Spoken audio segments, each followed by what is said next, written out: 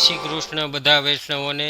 આજે આપણે પાઠશાળાના બાળકોની કૃતિ નિહાળશું, સાથે સાથે જેનો સત્સંગ અને પાઠશાળામાં જવાથી શું ફાયદા થાય તે સમજશું। પાઠશાળામાં શું શું એક્ટિવિટી કરાવવામાં આવે છે તે સમજાવશે પાઠશાળાના બાળકો જ।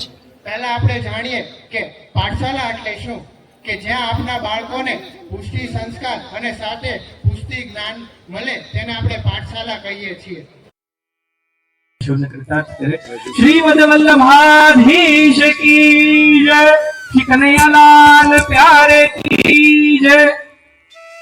मंगलानां शमनं मंगलानां महोदयं गोपांगनानां सौभाग्यं श्री गोकुलेन्द्रमय नमः।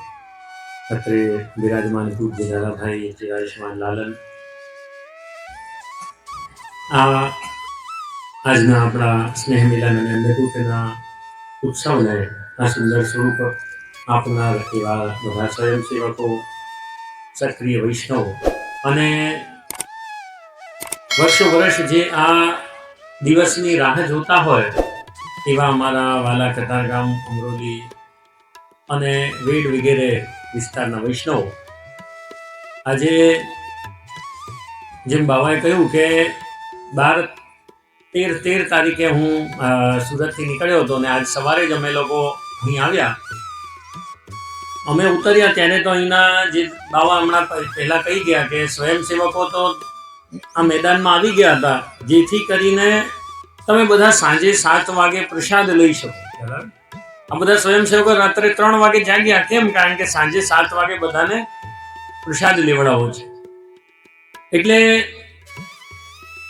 એ વસ્તુ તો આ લોકોના બધાના હૃદયમાં ચાલી રહી હતી। તમે લોકો નો ડાઉટ 3-4 વાગ્યાથી આવ્યા છો, રાસનો આનંદ લીધો અને આ જે ક્રમ હમણાં બાળકોએ પાઠશાળાના બાળકો અહીંયા કૃતિ રજૂ કરી રહ્યા હતા ત્યારે અમને હવે તો એટલી બધા આપણે અંગત થઈ ગયા છે ને કે બધાને કદાચ નામથી નહીં તો ચહેરાથી તો અમે ઓળખતા જ હોઈએ, પણ અમુક એમાં વિશેષ પરિવાર છે।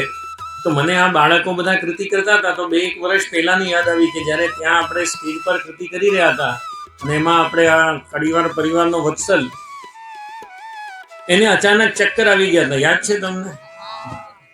જો એટલે તમે બી જૂના, અમે બી જૂના। એ ચક્કર આવીને એને કદાચ અશક્તિ થઈ હશે કે કઈ બી, આપણે એટલું મોડું નથી કરવું કે બાળકોને ચક્કર આવે, મને બી ખ્યાલ છે। પણ આજે મેં જોયું કે એ પેલા આ માઇક વાળા પાસે ઊભો રહી અને આ બાળકો બધા વ્યવસ્થિત કૃતિ કરી શકે એ માટે ત્યાં બધું ટ્યુનિંગ ચેક કરતો હતો અને આ હીર ને બધા બાળકો નાના નાના, જેમ બાવાએ કહ્યું કે એ લોકો નાના નાના બધા કૃતિઓ રજૂ કરતા હતા અને આજે એ લોકો આ લોકોને ગાઈડ કરવા વાળા બન્યા અને આ લોકોના જે આ લોકો આ બાળકોને, યુવાનોને જે ગાઈડ કરી શકે એવા આ સત્સંગ વાળા બહેનો કે જે પોતે એવું જ્ઞાન પ્રાપ્ત કરે કે યુવાનોને પીરસી શકે।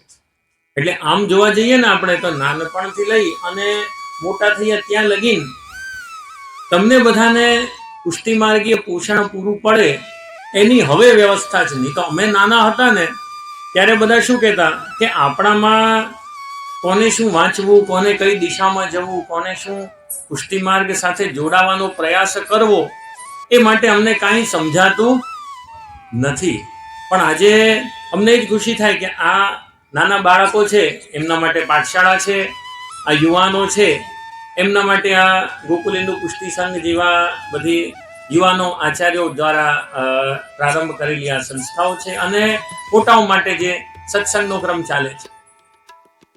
એટલે હું તમને બધાને એ જ કહીશ કે હંમેશા આ બધા જેટલા પણ પ્રયાસ કરવામાં આવે છે એમાં વસ્તુ એક જ છે કે મધ્યમાં વૈષ્ણવ છે। ખ્યાલ આવે ને કે વૈષ્ણવના અંદરની વૈષ્ણવતા સુકાવી જોઈએ નહીં। આજે મહાપ્રભુજીના ચરણારવિંદમાં છે ને 16 ચિહ્ન છે, 16 ચિહ્ન છે। એમાં છે ને એક વેલ છે, લીલી વેલ। તમને બધાને 16 ચિહ્નનું ખ્યાલ ન હોય પણ એ લીલી વેલ છે એ શું છે કે એ ભક્તિની વેલ છે કે જે પ્રભુ તરફ આપણને પહોંચાડે। વેલ કેવી હોય કે વૃક્ષને પકડે ને ધીમે ધીમે ધીમે એના પર ચડતી હોય, પણ એ સુકાઈ જાય તો એ ન ચાલે। એ રીતે તમારા બધાની પણ ભક્તિની વેલ ક્યારે પણ નહીં સુખાય, એ માટે જ આ બધા પ્રયત્નો કરવામાં આવે. બાકી તમે લોકો તો અહીંયા સાચું કહીએ, પ્રેક્ટિકલી વાત કરીએ તો કોઈ પ્રભુને પામવા સુરત આવ્યા નથી. બધા જે પ્રભુના ચરણારવિંદમાં બિરાજમાન છે એટલે લક્ષ્મીજી એને પામવા આવ્યા હતા કે પ્રભુને પામવા આવ્યા હતા? બોલો બધા, સાચી વાત કરીએ તો કોને પામવા આવ્યા હતા? તમે સૌરાષ્ટ્ર મૂકીને અહીંયા આવ્યા છો તો લક્ષ્મીજી માટે આવ્યા. પણ એ લક્ષ્મીજીના ચક્કરમાં આપણે પ્રભુને ન વિસરાઈ જઈએ, પ્રભુને ન વિસરી દઈએ, એ માટેના આ બધા પ્રયાસ છે. અને એમાં બધા જ લેવલ, આજે જેમ મેં કહ્યું બાળકો છે, સ્ત્રીઓ છે, તો પછી આજે જે તમે લોકો આ વ્યવસ્થા જોવો છો, જે પણ બધા સ્વયંસેવકો બધા લાગેલા છે, એમાં અધિકાંશ પુરુષો છે. એ પણ બધાના પોતપોતાનું બધું કાર્ય મૂકીને કેમ આવ્યા? કારણ કે વૈષ્ણવને આનંદ કરી શકાય. અને એ બધાના જે પણ આપણા બધાના હૃદયના સમ્રાટ એટલે કે આપણા ઠાકોરજી, એ પણ તમને લોકોને વિસરાયા નથી. ખ્યાલ આવે ને? ઘણા લોકો અમારી પાસે આવીને કહે કે જે અમને એવું લાગે કે પ્રભુનું ધ્યાન અમારા પર નથી. ઘણા લોકોની આ કમ્પ્લેન હોય.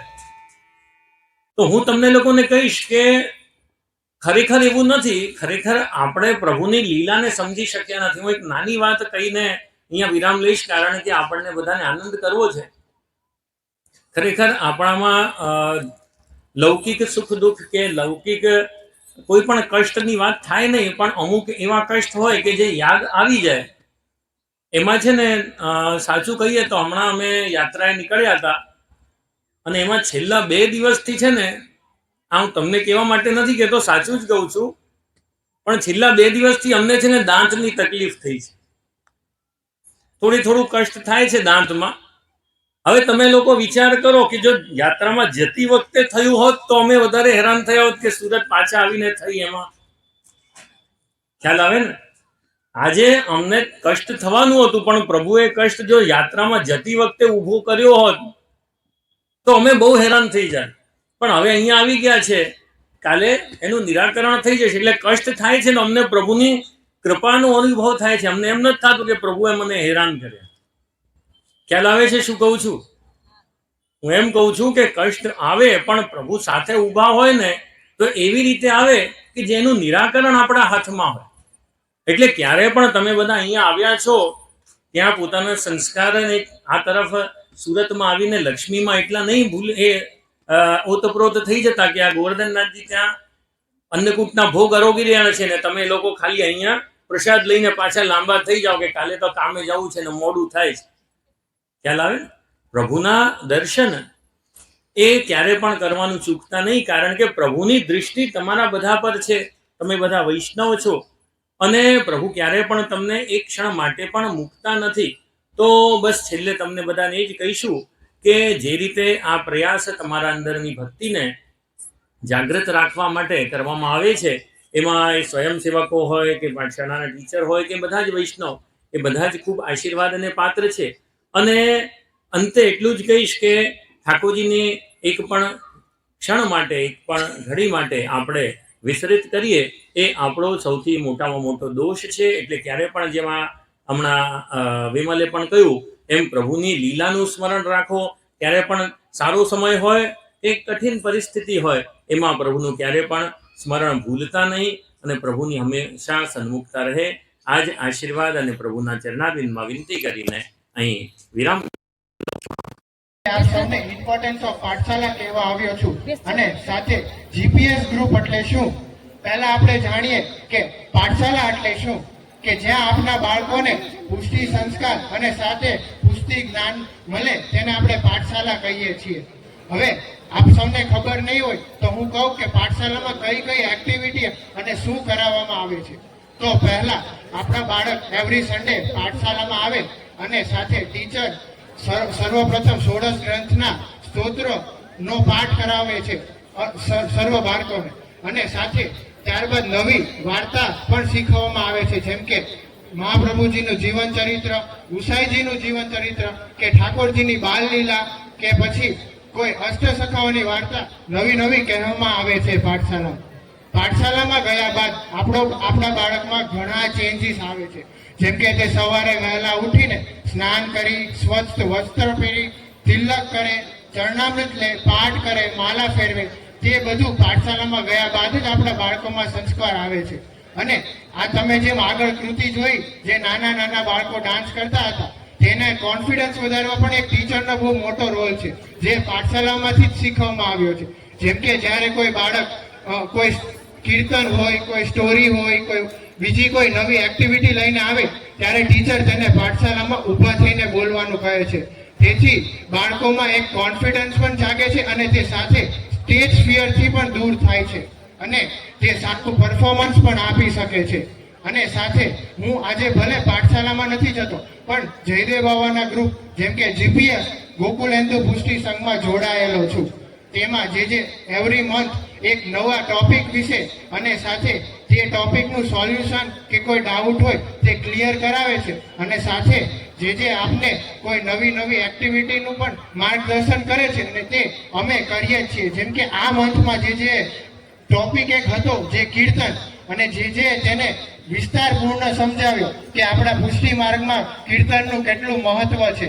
તો હું સર્વ પેરેન્ટ્સને વિનંતી કરું છું કે આપના બાળકોને પાઠશાલામાં મોકલે, અને જો આપ કે આપનો મોટો બાળક હોય તો તેને જીપીએસ ગ્રુપમાં જોઈન જરૂરથી કરાવજો, જેથી આપણા બાળકોમાં આ વલ્લભપુરના શ્રી મુખેથી સારું અને એક સ્ટોરી કે નવી એક્ટિવિટી જાણવા મળે, અને જેથી આપણે વલ્લભકુળ અને ઠાકોરજીના ચરણે જઈએ. તેથી હું સર્વ પેરેન્ટ્સને વિનંતી કરું છું કે આપના બાળકોને ફરજિયાત પાઠશાલામાં મૂકે. તો અહીં જેના ચરણોમાં દંડવત કરી હું મારી વાણીને વિરામ આપું છું. હવે હું મારો આગળનો માઇક મારા મિત્રોને આપું છું.